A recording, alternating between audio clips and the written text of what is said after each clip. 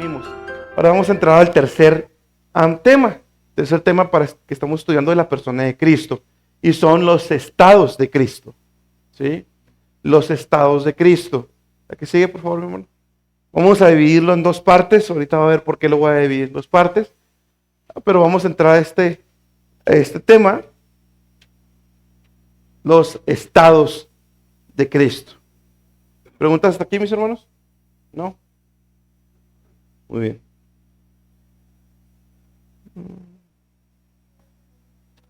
A través de la Biblia, mis hermanos, Cristo aparece en varios estados. Ahora tenemos que definir qué es eso de la palabra estado. ¿La que sigue, por favor? ¿A qué nos referimos cuando hablamos de los estados de Cristo? O hay que definir, hay que entender primero a qué me estoy refiriendo, qué estoy hablando por la palabra estado, ¿verdad? Si no alcanza a apuntar algo, mi hermano, recuerde que se está grabando, ahí lo puede volver a ver y ahí lo va a ver así grandote, ahí lo hago más grandito. Muy bien. ¿Qué significa la palabra estado? ¿A qué nos referimos que sea estado? ¿Verdad? Dice, cuando hablamos de los estados de Cristo nos referimos a su posición respecto a la ley. Su posición, la posición de Cristo respecto a la ley. ¿Sí? La posición de Cristo respecto a la ley. Y un ejemplo que vemos, ¿va? Cuando hablamos de los estados de Cristo, nos referimos a su posición respecto a la ley. Por ejemplo, cuando una corte judicial declara a alguien culpable, cuando está en un juicio, lo declara culpable, esa persona ingresa en un estado de culpa y condenación, porque ya fue declarado culpable, ¿verdad? Su estado ya es de culpa, se encontró que él fue el que hizo el crimen, hablando de un ejemplo judicial, ¿verdad? Y ya es declarado culpable, está ahora en un estado de condenación, ya merece la cárcel, ¿sí? Entonces, en Cristo, mis hermanos, entendemos dos estados. ¿Que sigue, por favor? En Cristo entendemos dos estados. El estado de humillación y el estado de exaltación. ¿Sí? El estado de humillación, y ahorita vamos a ver y vamos a explicar más qué es, cómo entendemos la humillación respecto a la ley. Entonces, pero es bien importante, la posición respecto a la ley. Eso hay que entenderlo muy bien, hay que grabárnoslo, mi hermano, porque nos ayuda a ver, porque hay mucho debate en los estados de Cristo, especialmente en algunos de ellos hay mucho debate si es humillación o si es exaltación. Pero lo podemos entender muy fácil si tenemos claro que es Cristo en su posición versus la ley. ¿Sí? Entonces, entendemos dos estados de Cristo: su humillación, su exaltación. ¿Sí? Los teólogos típicamente hablan de la vida de Jesús como un progreso desde la humillación hasta la exaltación. Ahora, es importante decir que estoy hablando de la segunda persona de la Trinidad encarnada. ¿Sí? Estoy hablando de la vida terrenal de Jesús. Y ahorita voy a recordar eso, ¿va? Vamos a recordar un poquito de eso.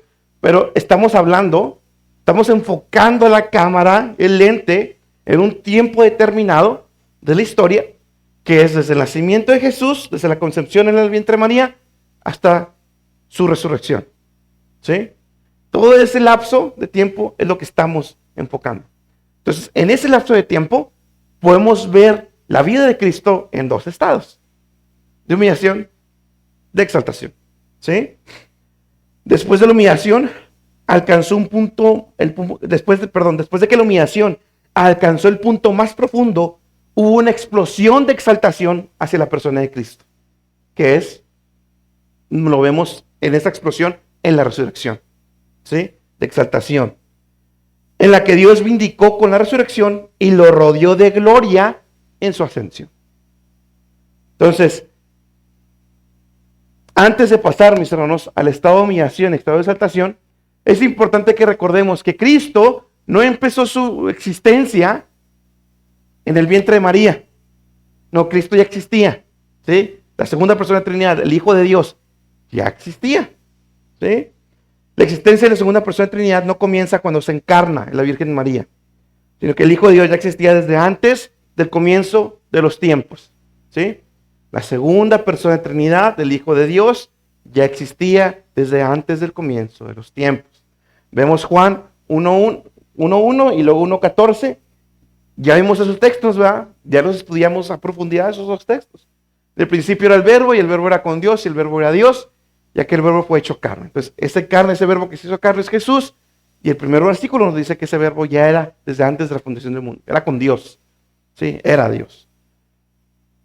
Y Juan 17:5. Y ahora glorifícame tú, Padre, junto a ti, con la gloria que tenía contigo antes que el mundo existiera. Ahora, ¿quién está hablando ahí? Jesús. Ya encarnado en la tierra. ¿Sí? Y Jesús ahí está diciendo, glorifícame contigo, Padre, la gloria que tenía antes de que la existencia del mundo. Entonces, la existencia de Jesús no comienza en el vientre de María. La segunda persona ya existía. ¿Sí? Pero en la encarnación agrega, ¿sí? Añade la naturaleza humana. De manera entonces que el Hijo de Dios ya existía antes de la fundación del mundo, pero con una sola esencia. Ya vimos eso. Una sola esencia, una sola naturaleza existía en su divinidad. ¿Sí? Con la persona divina. Entonces yo así como que con cara así como que, ¿de qué está hablando el hermano? Ya lo vimos, mis hermanos.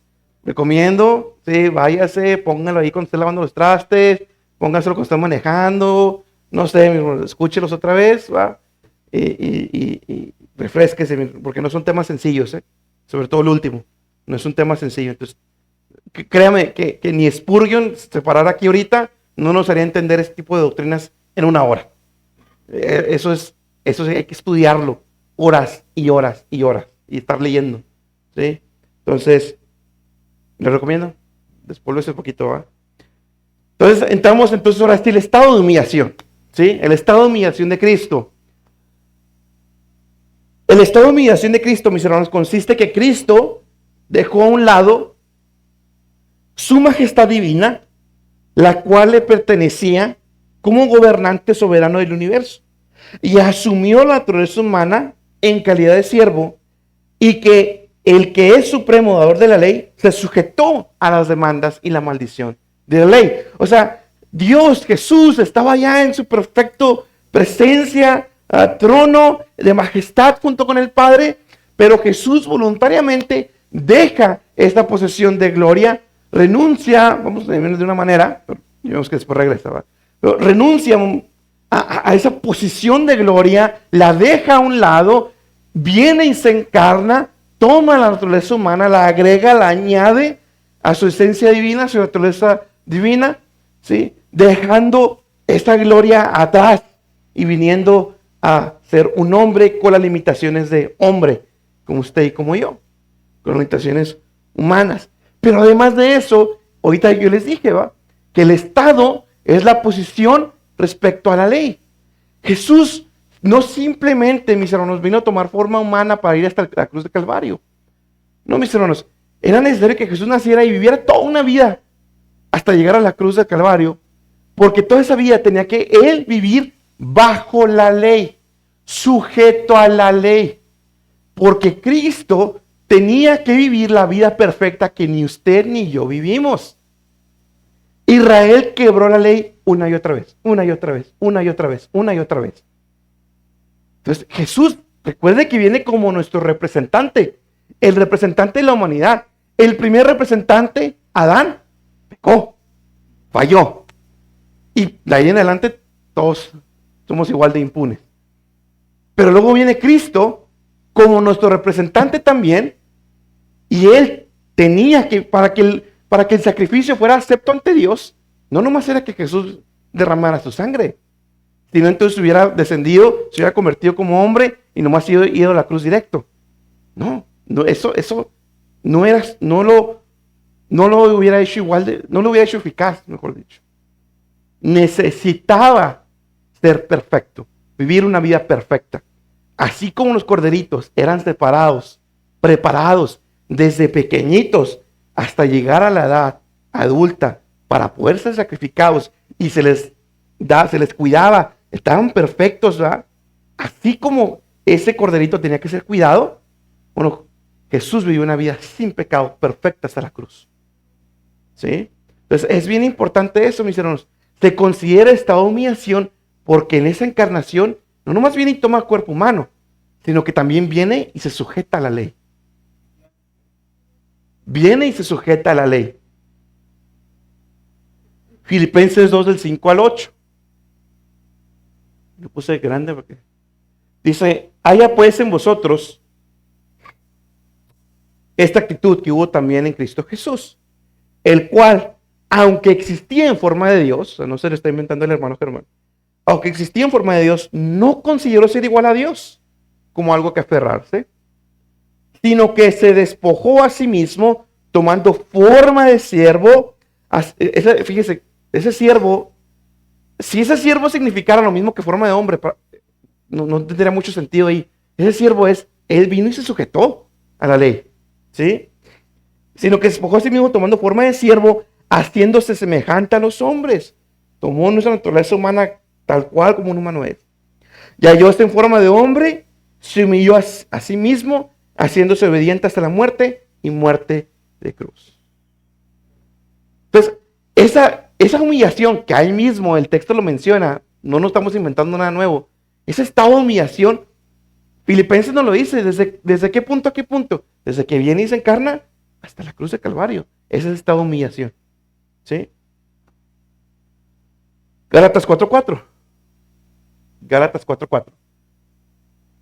Pero cuando vino la plenitud del tiempo, Dios envió a su Hijo, nacido nacido bajo la ley. ¿Sí? Entonces Cristo, además de ser humano, además de humillarse y tomar las limitaciones humanas, Cristo también, siendo el supremo, el dador de la ley, vino y se sujetó a la ley. ¿Sí? Si nosotros, mis hermanos, a veces porque me dan un puesto más alto, ahí me las creo. No, Jesús, el Rey del universo, y vino y se sometió. Y eso, y no está aquí, pero de pasada va. Esta es la idea de Filipenses. Antes de Filipenses, antes de esos versículos, Pablo está hablando de esa humildad que debemos tener con los unos con los otros. Y Pablo dice, hey, vean cómo se humilló Jesús, siendo Rey del universo. ¿Sí? Si vino y se sometió, hagan lo mismo entre ustedes. Que nadie se crea más o se ponga en un pedestal, sino todos sometidos unos a otros, en humildad. Porque Cristo lo hizo y nos dejó ejemplo. Por eso está ese texto de Filipenses. No es porque Pablo quería explicar doctrina, no, porque nos quería dejar ejemplo de cómo Jesús se humilló. Entonces podemos hablar de la humillación mencionando 5 puntos específicos para entender la humillación durante la vida de Jesús. ¿Sí? O sea, toda que lo vemos así general, ¿verdad? Desde su nacimiento hasta su sepultura, pero también lo podemos ir haciendo como en gajos para poder entenderlo, para poder deshebrarlo más. Vemos su humillación, el que sigue por favor, es la encarnación y el nacimiento de Cristo. Vemos la humillación en la encarnación y el nacimiento de Cristo.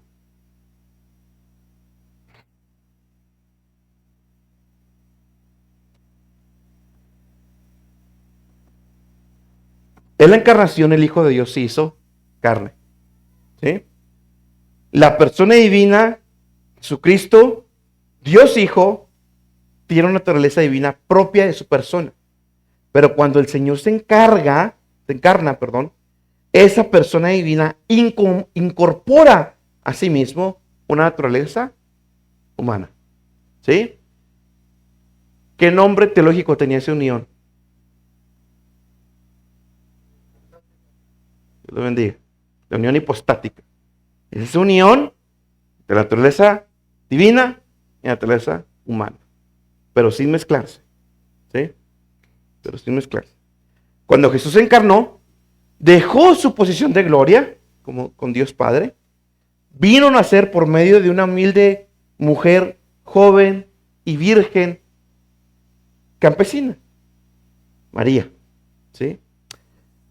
De estar en su posición de gloria, vino a estar recostado sobre un comedero de animales. Que a veces hablamos de la humillación, mis hermanos, y a veces en nuestra mente está nomás la cruz. y los clavos y los azotes. No, mis hermanos, la humillación de Jesús no comienza ahí. Y es más, ahorita se lo voy a decir así, el sufrimiento de Jesús no comienza ahí. El sufrimiento de Jesús no más fue la cruz, pero no me adelanto. ¿Sí? La humillación no comenzó en la cruz. El hecho de que el 3 veces santo tomara carne y pisara entre nosotros es una humillación para Él. Es una humillación para Él. Él de estar en su gloria pasó a estar en un comodero de animales.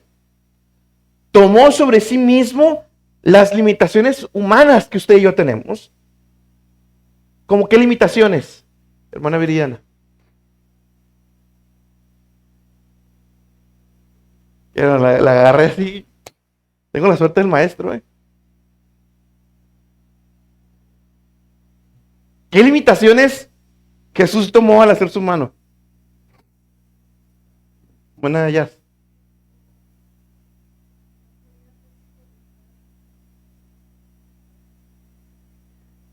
Amén. Eso quería más como, ahorita lo vamos a ver, pero sí, pero cae en otra categoría, como que se sujetó siempre a la ley. ¿Sí? Y lo veíamos en el texto en la velada. Yo no hago nada por mi propia iniciativa, sino que busco hacer la voluntad de Dios. Ahí vemos a Jesús sometiéndose a la voluntad de Dios. ¿Sí? Pero aquí estoy hablando más de su condición física humana. Bueno, siendo el creador de la vida, creador del universo, vino a tener hambre, vino a tener sed. ¿Qué otra? Bueno, Cintia. Dependió de alguien más. Mis hermanos, yo no suelto a mi hija. Está bien difícil que la suelte. Ahorita ya está creciendo, ya un poquito más. Pero bebé no la soltaba para nada.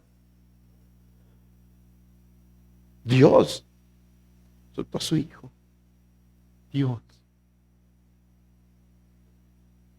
Y lo dejó en manos de una joven, primeriza mamá. Trataba para rematarlo. Y todavía lo querían matar cuando recién nació. ¿Verdad? A veces entendemos, y ahorita estamos hablando de la humillación de Cristo, pero mis hermanos, el Padre también tuvo que desprenderse de su Hijo y mandarlo. Ahí también hay un sacrificio del Padre, mis hermanos, de la primera persona de la Trinidad, al entregar a su Hijo y que Él mismo derramara su ira sobre su Hijo. ¿Verdad? Entonces, no nomás hay que agradecerle a Cristo por lo que hizo, pero también al Padre por haber soltado a su Hijo de esa manera. ¿Verdad? ¿Qué otra limitación vemos, hermano Isaac? De su humanidad. Es este hombre.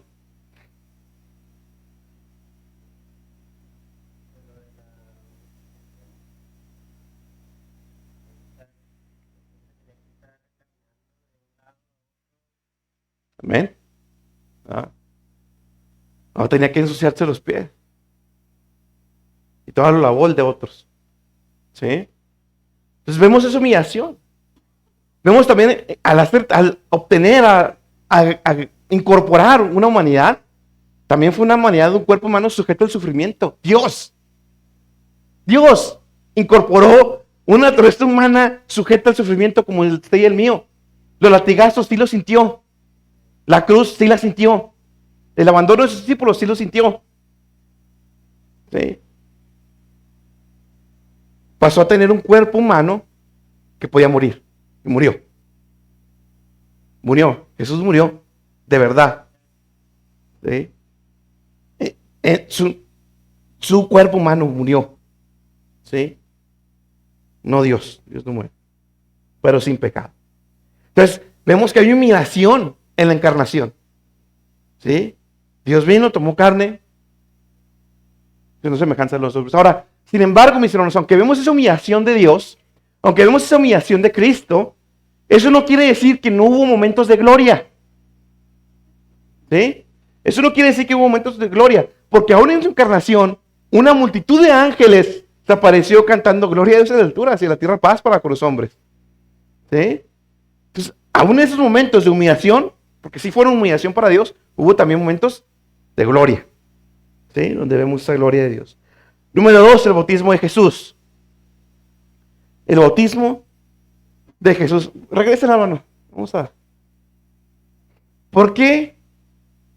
¿Por qué creen que puse el bautismo de Jesús como un acto de humillación, Ana Paulina?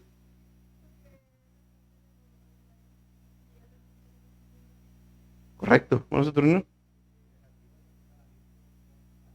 Correcto, ¿ah? ¿Qué sigue? Ese también fue un acto de humillación, porque voluntariamente se sometió a un rito de purificación que Dios había ordenado para los pecadores. ¿Sí?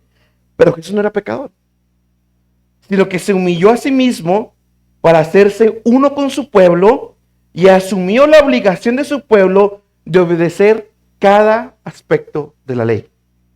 Jesús tenía que obedecer cada aspecto de la ley. No tenía pecado, pero él mismo quiso ser bautizado en nuestra representación, tomando parte con nosotros, ¿sí? Y adquiriendo esa obligación de cumplir la ley. Mateo 3, 13 al 15. Entonces Jesús vino de Galilea a Juan al Jordán, a Juan al Jordán para ser bautizado por él. Mas Juan se lo ponía diciendo: yo necesito ser bautizado por ti. ¿Ah? ¿Y tú vienes a mí? Pero Jesús le respondió: deja ahora, porque así conviene que cumplamos toda la justicia. Entonces le dejó. ¿Sí? Entonces le dejó. Entonces ahí vemos el texto, ¿verdad? Jesús mismo estaba reconociendo que era necesario que él mismo se sometiera a la ley, era necesario que eso se cumpliera. Entonces el bautismo de Jesús también fue un acto de humillación de parte de Cristo, de Dios. También, mis hermanos, como acto de humillación, número 3, los sufrimientos de Cristo. Los sufrimientos de Cristo. Por lo general se piensa, y es lo que les decía ahorita, que con lo general pensamos, mis hermanos, que los sufrimientos de Cristo comenzaron cuando Él llega a la cruz del Calvario. Sin embargo, mis hermanos, toda su vida fue una vida de sufrimiento. El Señor vivió una vida de servicio, una vida sin pecado, en un mundo maldecido por el pecado. El camino de la obediencia fue para Él un camino de sufrimiento. Sufrió muchos ataques de parte de Satanás, del odio y de la incredulidad de su propio pueblo y la persecución de sus enemigos. Era necesario que Jesús viviera la vida que nosotros no pudimos vivir para que su sacrificio fuera eficaz, pero vivir esa vida también conllevó sufrimiento. Vivir esa vida conllevó sufrimiento. ¿Sí? Y hay varios textos. Isaías 53, 3 al 5. Fíjese cómo comienza Isaías relatando, aunque en sí comienza al final del capítulo 52. Pero esta sección, esa progresión, ¿sí?, de Isaías, fíjese dónde comienza. Despreciado y desechado entre los hombres. O sea, ese capítulo de Isaías nos está hablando de los sufrimientos de Cristo y luego después su exaltación.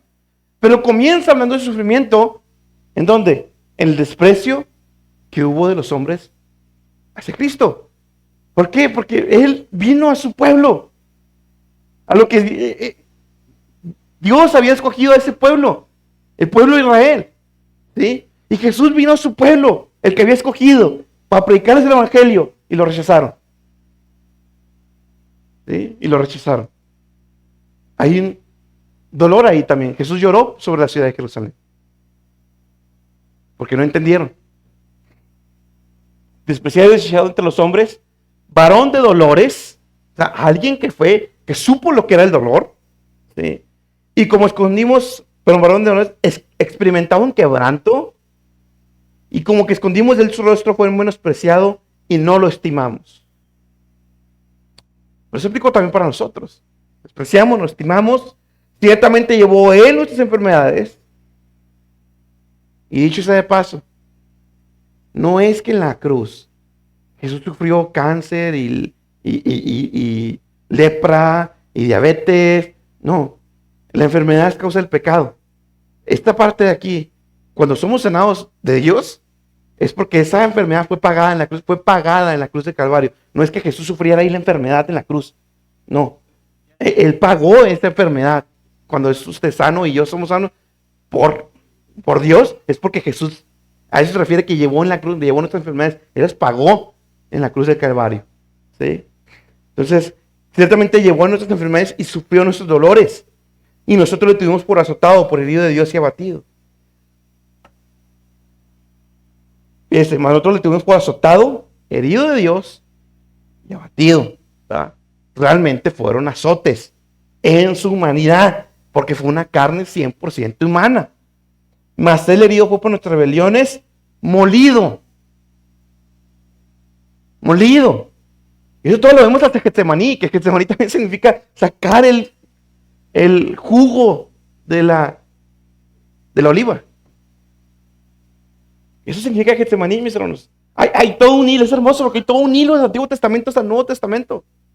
Y se va cumpliendo, y ese es Jesús, cada sufrimiento estaba marcado desde antes de la fundación del mundo. Mas él herido fue por nuestra rebelión, molido por nuestros pecados.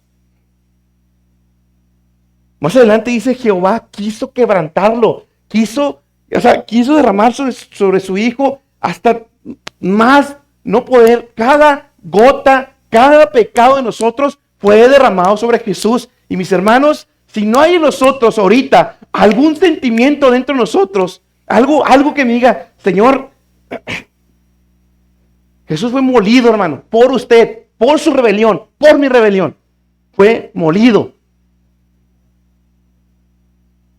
Con azotes reales, mis hermanos. Y no es que es sentimentalismo, ya vimos su naturaleza humana. Entonces, la teología nos debe llevar a valorar más lo que Cristo dijo, lo que Cristo hizo. ¿Sí? Él fue molido. El castigo de nuestra paz fue sobre él. ¿Tiene paz, hermano? La pagó Cristo. Y cada vez que usted y yo nos preocupamos por tonterías, estamos ofendiendo la cruz. Preocupémonos por cosas que valga la pena, no porque el recibo llegó alto. Dios siempre nos ha sacado. Y por su llaga fuimos nosotros curados. Fue la llaga de Jesús. Hebreos 2:18. Por haber sufrido él mismo la tentación, puede socorrer a los que son tentados. Sufrió la tentación Jesús. Sufrió la tentación Jesús. No fue fácil en su humanidad, ya lo vimos eso. ¿Sí? No fue fácil en su humanidad. Tenía hambre cuando el demonio lo tentó en convertir las piedras en pan. Y no lo hizo. ¿Sí? Él sufrió la tentación. Hebreos 5:17-9. Hebreos 5:17-9. En los días de su vida mortal, Jesús ofreció oraciones y súplicas con fuerte clamor y lágrimas. No estaba a gusto Jesús. Sí, él de verdad sufrió su camino hasta la cruz, desde que nació. Al que podía salvarlo de la muerte y fue escuchado por su temor reverente. Aunque era hijo, mediante el sufrimiento aprendió a obedecer. Ahora, Jesús era Dios, ¿tenía que aprender a obedecer? No. Pero en su humanidad sí tenía que pasar por obediencia, sí tenía que someterse a la obediencia, y eso implicaba un sufrimiento también de parte de él. La obediencia, y lo vimos el domingo pasado. Tenemos que obedecer a Dios, implique lo que implique. Eso es un verdadero salvo. Señor, Señor, en tu nombre. No, me obedeciste nomás cuando tú querías, lo que tú querías, puro bla, bla, bla. No, nunca me obedeciste con amor y sacrificio. Porque no fuiste, nunca fuiste. Porque el verdadero salvo obedece cueste lo que cueste. Porque Cristo obedeció, costara lo que costara. Y fue su vida misma. Aunque era hijo, mediante sufrimiento aprendió a obedecer. Al ser así perfeccionado, llegó a ser el autor de salvación eterna para todos los que sienten bonito. Los que cantan y alaban. Los que obedecen. ¿Se da cuenta, hermano? Una y otra vez. Obediencia, obediencia, obediencia, obediencia. Como el signo, la señal de un verdadero salvo. No perfección, nos equivocamos, nos levantamos, seguimos adelante. No es perfección, pero sí es un sentimiento, te quiero obedecer, Señor, te quiero obedecer, te quiero obedecer, te quiero obedecer. Y hacemos cambios para obedecerle. Rumbo al Calvario soportó burlas, azotes, golpes, escupitajos. Ya estoy hablando del Calvario en sí mismo. Vergüenza, atravesaron su cuerpo. Y sobre todo eso, la ira de Dios su Padre sobre sus hombros. Cuando Jesús estaba en la cruz dijo, Dios mío, ¿por qué me has desamparado? Quiero que vea algo, hermano.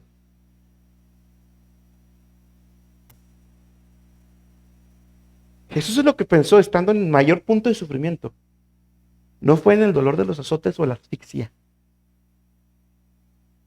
De su boca no salió ni una queja con Dios o algún clamor de Jesús con su Padre. Y es normal. Y no había sido nada de malo que Jesús dijera, sana mis heridas. O ayúdame con mis heridas. Yo voy a soportarlo. Jesús nunca clamó a su Padre porque soportara las heridas. Ni siquiera probablemente le pasaban por la mente. No porque no le doliera, porque había un dolor más grande que ese. La separación de la comunión íntima con su Padre. No clamó, Dios mío, sáname, ayúdame con mis heridas. No. Dios mío, ¿por qué me has separado? La comunión íntima de Dios Padre con Dios Hijo se vio interrumpida por su pecado y mi pecado. A tal grado que todo lo físico pasó a segundo grado. No quiere decir que no lo sintiera otra vez. Fue real su dolor. Pero más fuerte fue el dolor de la ira de Dios sobre sus hombros. 3 horas. Y fue suficiente. Y tuvo que derramar su sangre para expiar nuestros pecados. Tuvo que haber derramamiento de sangre literal para que nuestros pecados fueran expiados. ¿Sí? Número 4. Vemos la humillación de Jesús en su muerte. En su muerte. La muerte a la que nos referimos es la muerte física de Cristo. ¿Sí? La muerte física de Cristo. Él no murió, fíjese bien, Cristo no murió como consecuencia de un accidente. ¿Sí? O por mano de un asesino, que alguien se le levantó y asesinó a Jesús, ¿no? Es más, ni siquiera los romanos, y yo creo que ya lo sabemos, pero ni siquiera los romanos no mataron a Jesús. Él mismo entregó su espíritu. Jesús dijo, yo pongo mi vida y yo la quito. Él mismo entregó su espíritu. No fue por causa de un accidente, no fue por mano de un asesino, sino por causa de una sentencia judicial. ¿Cuál era la sentencia? La de Dios, por nuestros pecados. ¿Sí? El sacrificio de Jesús, mis hermanos, no fue para Satanás. No fue para Satanás. El sacrificio de Jesús fue para pagarle a Dios mismo. Fue para pagarle a Dios mismo, no a Satanás. Jesús no le pagó la liberación de nosotros a Satanás. No, Jesús le pagó a Dios por nuestra liberación del pecado. ¿Sí? Era importante que eso sucediera de esta forma porque Él debía ser contado entre los transgresores. Tenía que suceder de esta forma, que Jesús fuera a la cruz del Calvario. Porque de esta forma, mis hermanos, el que Jesús no haya sido decapitado, ni apedreado hasta la muerte, sino que haya sido crucificado, tenía también un significado importante. Porque al ser muerto de esta manera fue contado entre los transgresores. La paga más terrible de Roma era esta. ¿Sí? La paga que se le daba a los criminales. Jesús fue contado entre los criminales, entre los transgresores. Al sufrir aquel castigo romano fue reconocido entre los peores criminales, la escoria de la humanidad. Porque además de eso, Roma hacía un show de lo que estaba pasando. Como decía, la maldad del hombre sigue siendo la misma. Los de jamás están haciendo lo mismo. Así cumplió las exigencias más extremas de la ley, hablando de Jesús. Al mismo tiempo sufrió la muerte y de esta forma demostró estar bajo la maldición de Dios por causa nuestra. Él llevó la maldición de Dios que nosotros debíamos haber llevado. Isaías 52:14. Ese texto es fuerte, mis hermanos. Y a veces no lo leemos porque pensamos que esa profecía del Calvario empieza en 53:1 y no empieza ahí. Empieza desde el 52, los últimos versículos del capítulo 52. Como se pasmaron de ti, muchos, en tanta manera, fue desfigurado. Jesús fue desfigurado. De los hombres su parecer y su hermosura más que la de los hijos de los hombres. Él era el más hermoso, hablando de su valor. Pero él fue desfigurado y su rostro no era reconocible. A tal grado fue golpeado Jesús, que su rostro quedó irreconocible. Fue muerto realmente. Gálatas 3:13. Cristo nos redimió de la maldición de la ley. Nosotros debíamos ser malditos de la ley, pero Cristo nos redimió de la maldición de la ley, hecho por nosotros maldición, porque está escrito, maldito cualquiera que es colgado en madero.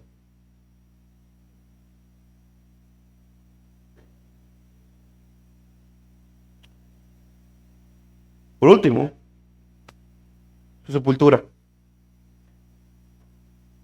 La sepultura es un tema debatido, Yo personalmente y la iglesia, como camino de salvación, creemos que la sepultura de Cristo es parte de su humillación. Pero puede que se encuentren otros cristianos, si estudian, que lo van a encontrar como un estado de exaltación. No concuerdo, no lo veo así, y tampoco la iglesia. Su entierro también formó parte de su humillación. ¿Sí? Parte del castigo del pecado consiste en que el ser humano regresa al polvo de donde vino. ¿Sí? Génesis 3:19. Además, varios pasajes de la Escritura sugieren que la permanencia del Salvador en la tumba fue una humillación. El hecho de que Jesús fuera enterrado, fuera puesto en una tumba, también es parte de la humillación. Y lo vemos en Salmo 16:10. Salmo 16:10, porque no dejarás mi alma en el sepulcro. Si usted tiene una versión, ¿quién tiene 60? 1960. Bueno, Saturnino, lea ese salmo, por favor.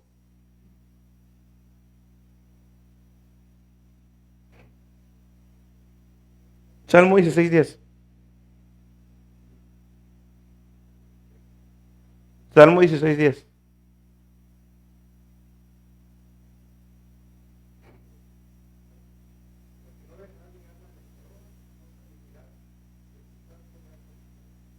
Ahí dice la palabra según. Ahorita, el día de hoy, nomás vamos a ver la humillación, porque la exaltación, el primer estado que nosotros entendemos como exaltación, fue el descenso de Cristo al infierno. Pero necesito explicar varias cosas y necesito más tiempo. Por eso ahorita no me voy a hacer la humillación, para poder concentrarme en eso. Porque la palabra Seol depende mucho del contexto para saber de qué está hablando. Como puede ser el infierno, como puede ser sepultura. Nosotros entendemos que aquí en el Salmo 16 está hablando sepultura. Y hay otros predicadores que también me fijé que le entienden lo mismo. Otras iglesias entienden lo mismo. Entonces nosotros entendemos ahí la palabra como sepulcro. Porque no dejarás mi alma en el sepulcro, ni permitirás que tu santo vea corrupción. ¿Sí? Entonces entendemos, por tanto, que la sepultura también fue un momento de humillación por parte de Dios. Y si lo vemos, tiene cierto sentido, porque en su humanidad, también parte de nuestra humanidad es terminar así. Cristo también lo hizo. Siendo Dios omnipotente, eterno, dador de vida, terminó en una tumba. ¿Sí? Se presenta al pecador también siendo sepultado con Cristo, a nosotros, siendo sepultados con Cristo, mis hermanos. A esto se refiere el descenso. Y esto se refiere al descenso al desprenderse a la destrucción de la vieja naturaleza. ¿A qué me refiero? Romanos 6:3 al 6. Romanos 6:3 al 6. ¿O no sabéis que todos los que hemos sido bautizados en Cristo Jesús hemos sido bautizados en su muerte? Por tanto, hemos sido, subrayo, sepultados con Él por medio del bautismo para muerte. En el bautismo nosotros somos simbólicamente sepultados con Cristo a muerte. ¿Qué muere? Nuestra vieja naturaleza. Y cuando salimos del bautismo, simboliza la resurrección de Jesús. Tenemos una nueva vida. La vida vieja pasó y ahora tenemos la vida nueva. ¿Sí?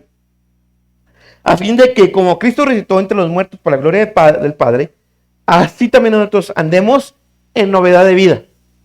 Por eso no se entiende un cristiano que ande otra vez en su vida pasada.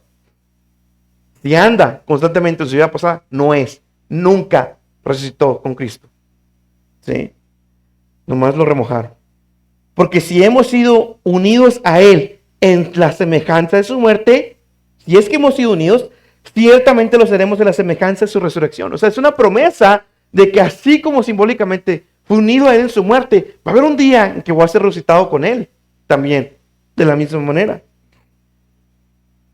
Sabiendo esto, que nuestro viejo hombre fue crucificado con Él para que nuestro cuerpo de pecado fuera destruido, a fin de que ya no seamos esclavos del pecado.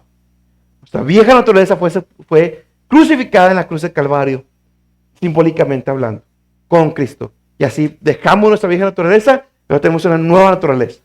Por eso hago tanto énfasis. ¿Sí? Perro ladra, el gato maulla. Tan sencillo como eso. Es una nueva naturaleza. No entiendo, no puede haber, que hagan los sentimentalistas que quiera caer. No puede haber un cristiano viviendo constantemente en pecado. No puede, no es congruente, no se puede, es incompatible. Porque el perro nomás va a ladrar y el gato nomás va a mollar. ¿Sí? Lo que pasa es que a veces quieren dar impresión y no son. Muchos me dirán aquel día, pero no hicimos tantas cosas. No, pues no era. No te conozco, no sé quién eres. Esto claramente indica que la sepultura de Cristo es considerada parte de su humillación.